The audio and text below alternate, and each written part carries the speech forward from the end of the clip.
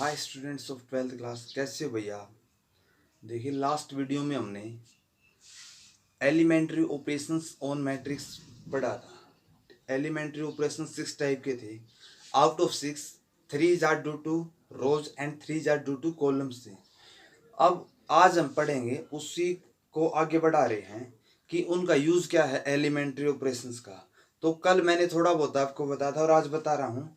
कोई भी square matrix है, उसका हमें अगर इन्वर्स निकालना है तो हम इसका यूज करेंगे। किसी भी मैट्रिक्स का इन्वर्स निकालने के लिए एलिमेंट्री ऑपरेशंस का यूज करेंगे।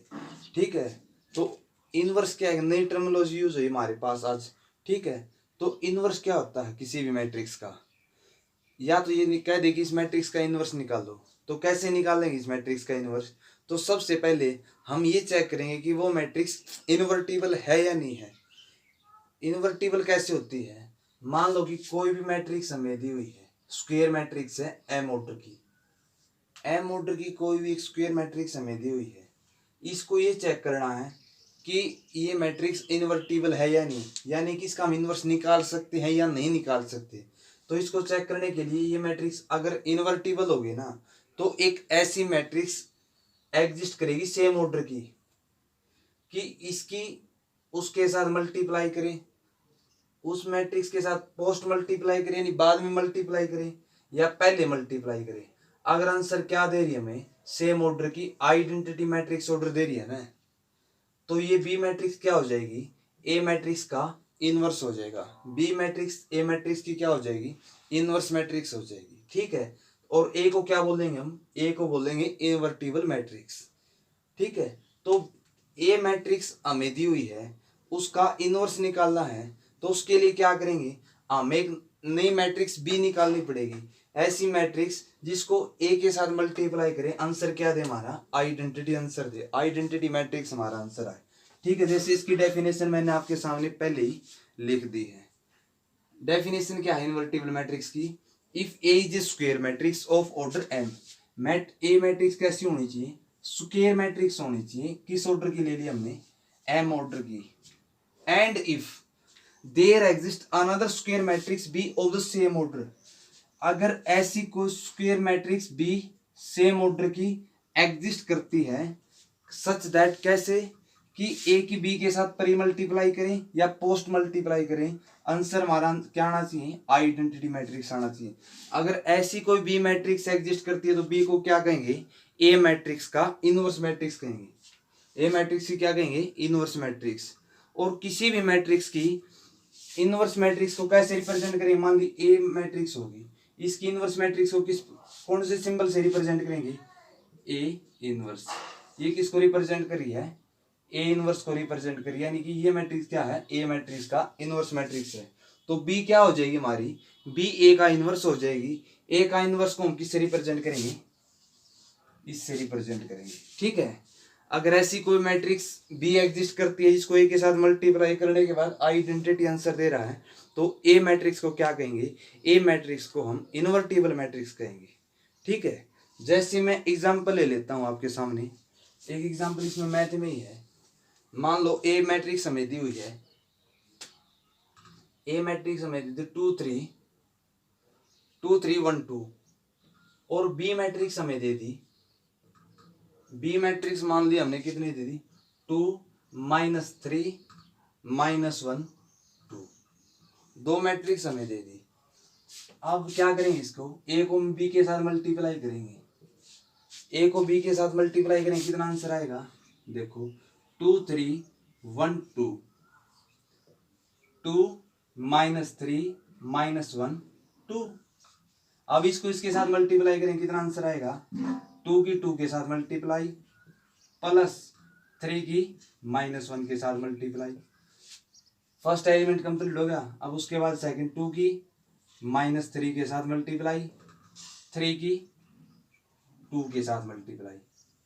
ठीक है भैया, 1 की 2 के साथ मल्टीप्लाई प्लस 2 की -1 के साथ मल्टीप्लाई, यहाँ पर 1 की -3 के साथ मल्टीप्लाई प्लस 2 की 2 के साथ मल्टीप्लाई, कितना हो जाएगा, 2 की 2 के साथ 4 4 -3 1, 2 की -3 के साथ -6 और +6 0, 2 और -2 0, -3 प्लस का 4 प्लस का 1 रह जाएगा।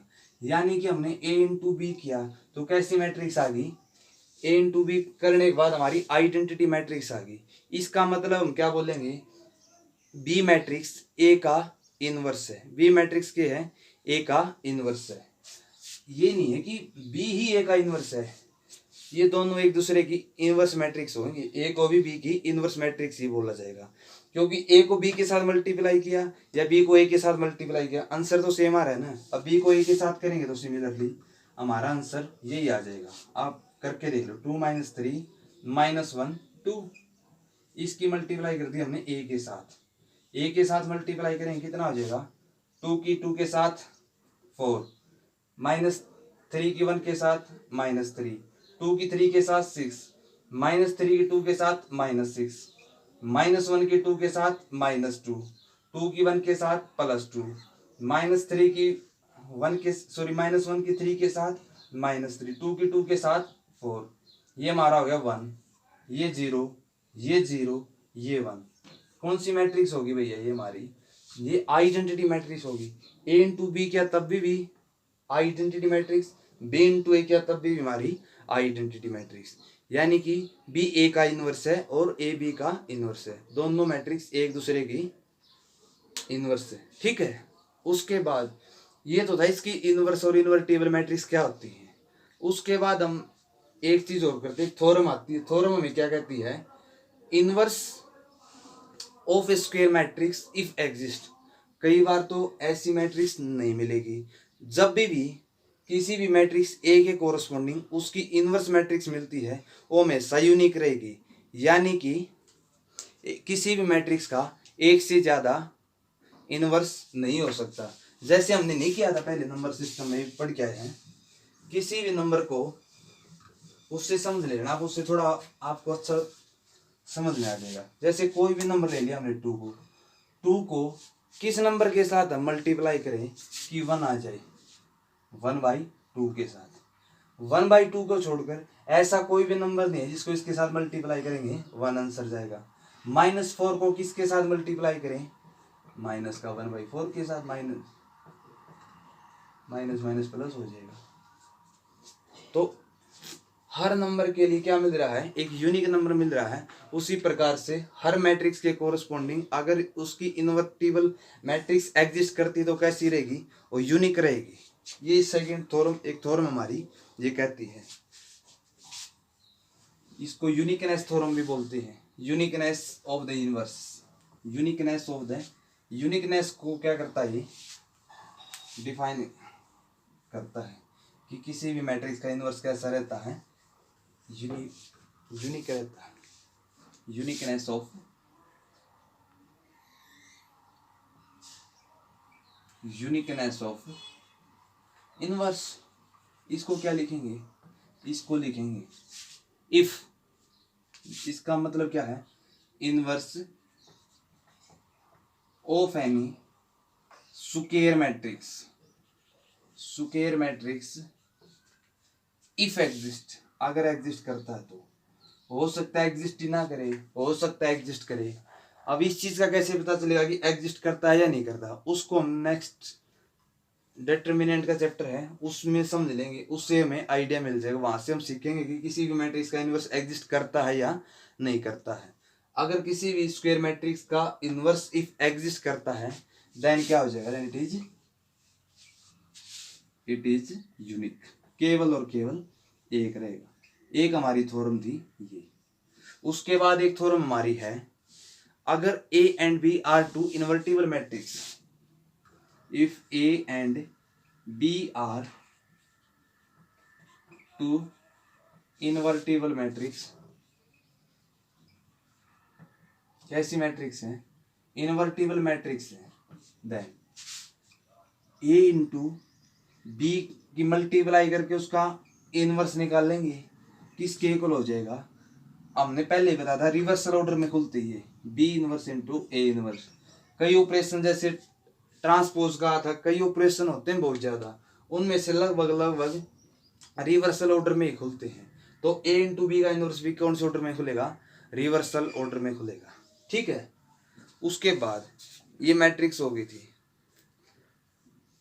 मैट्रिक्स पढ़ लिया हमने, उसका इनवर्स कैसे निकलता है, इन्वर्टिबल मैट्रिक्स कैसे होती है, इनवर्स उसका यूनिक होता है। उसके बाद ये थ्योरम थी। आज उसके बाद हम डिस्कस करेंगे कि एलिमेंट्री ऑपरेशन से किसी भी मैट्रिक्स का इनवर्स हम कैसे निकाल सकते हैं। Elementary inverse of a matrix by elementary operation.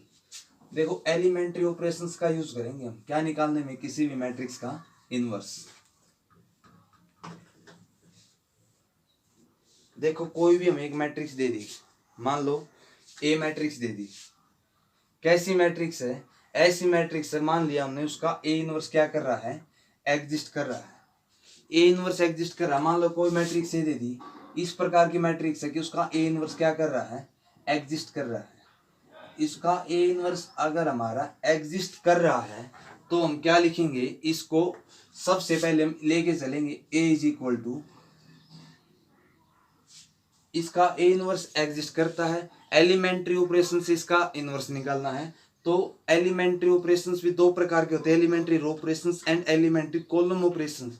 अगर इस मैट्रिक्स का एलिमेंट्री रो ऑपरेशन से क्या निकालना, इसका इनवर्स अगर हमें निकालना, तो इसको क्या लेके चलेंगे, A is equal to identity into A लेकर चलेंगे उस मैट्रिक्स को। अगर हम चाहते हैं कि इसका इनवर्स एलिमेंट्री रो ऑपरेशन से हो, अगर इसको लेके चलने के बाद इसमें सीक्वेंस में रो ऑपरेशन से लगाएंगे, रो ऑपरेशन लगाने के बाद क्या करेंगे, इसको तब तक रो ऑपरेशन लगाएंगे जब लेफ्ट हैंड साइड में तो हमारा ए की जगह आइडेंटिटी हो जाए, और आइडेंटिटी किसमें चेंज हो जाए, आइडेंटिटी चेंज हो जाए कोई बी मैट्रिक्स में। तब तक इसको सीक्वेंस में रो ऑपरेशन लगाते रहेंगे जब तक A is equal to I is equal to B A में चेंज नहीं हो जाता। ठीक है, इतना होने के बाद यहाँ तक पहुंचने के बाद जो बी मैट्रिक्स आएगी, वो बी मैट्रिक्स क्या हो जाएगी, हमारी ए मैट्रिक्स का इनवर्स हो जाएगी। बी मैट्रिक्स क्या हो जाएगी, ए मैट्रिक्स का इनवर्स। उसके बाद अगर हम चाहते हैं कि इस कोई भी मैट्रिक्स ए हमें दी हुई है, इसका हम इनवर्स निकालना है, और इनवर्स हम निकालना चाह रहे हैं इसका एलिमेंट्री कॉलम ऑपरेशन से। अगर एलिमेंट्री कॉलम ऑपरेशन से इसका निकालना चाह रहे हैं इनवर्स, तो क्या करेंगे, इस मैट्रिक्स को लिखेंगे, आइडेंटिटी मैट्रिक्स रो के लिए तो पहले यूज होगी थी, आइडेंटिटी मैट्रिक्स कॉलम के लिए क्या होगी, बाद में यूज हो जाएगी। A is equal to A into I, ये हम लेके चलेंगे। उसके बाद इसके ऊपर एलिमेंट्री कॉलम ऑपरेशंस इसके ऊपर सीक्वेंस में अप्लाई करेंगे, तब तक करते रहेंगे तब तक इसमें क्या नहीं मिल जाए, identity is equal to A into B ना मिल जाए। तो ये बी मैट्रिक्स क्या हो जाएगी, हमारी ए मैट्रिक्स का इनवर्स हो जाएगी। ये कुछ एलिमेंट्री रोज ऑपरेशन है, और ये करके इनको हम एक्सरसाइज करेंगे ना, तब इसको अच्छी तरह से समझ लेंगे कैसे हम इसको यूज करके अप्लाई करके नहीं कि वो निकालने हैं, इनवर्स निकालने हैं। ठीक है, तो एलिमेंट्री रो ऑपरेशन लगाना, तो ए को क्या लेके चलेंगे, A is equal to I into A. अगर एलिमेंट्री कॉलम ऑपरेशन लगाना, तो ए को क्या लेके चलेंगे, A is equal to A into I. Okay, thank you and have a nice day.